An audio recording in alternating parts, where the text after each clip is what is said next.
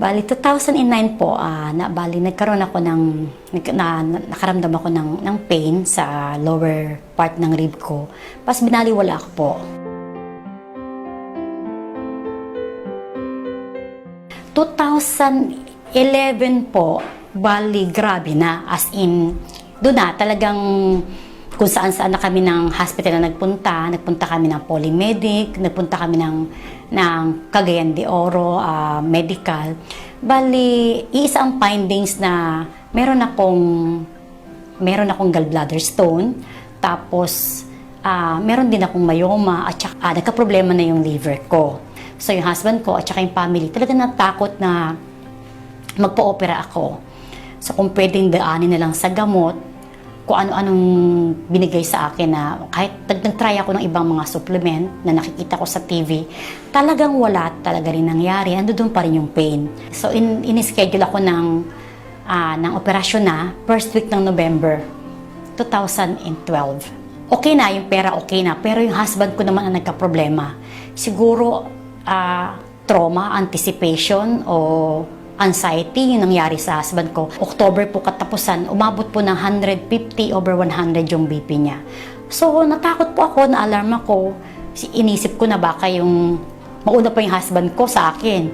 Isa sa mga distributor ng Alliance in Motion Global, yung nakapag-recommend po kami, kasamahan ko sa school, si Miss Lai, nakapag-recommend po sa amin ng C24/7. Bali, bumili po ako sa kanya ng isang banig, 400.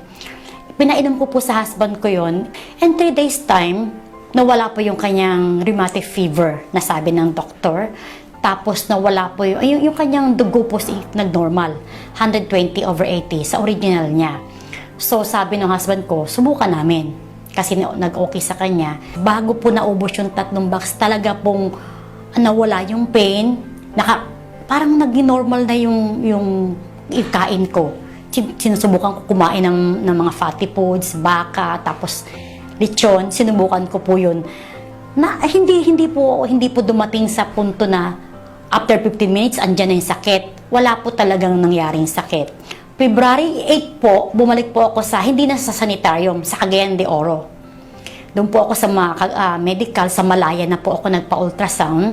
Negative na po, okay na yung liver ko, wala na po silang makitang polyps ko. Yung myoma ko po, sabi nila kahit na meron pang konti, pero sabi niya okay na siya.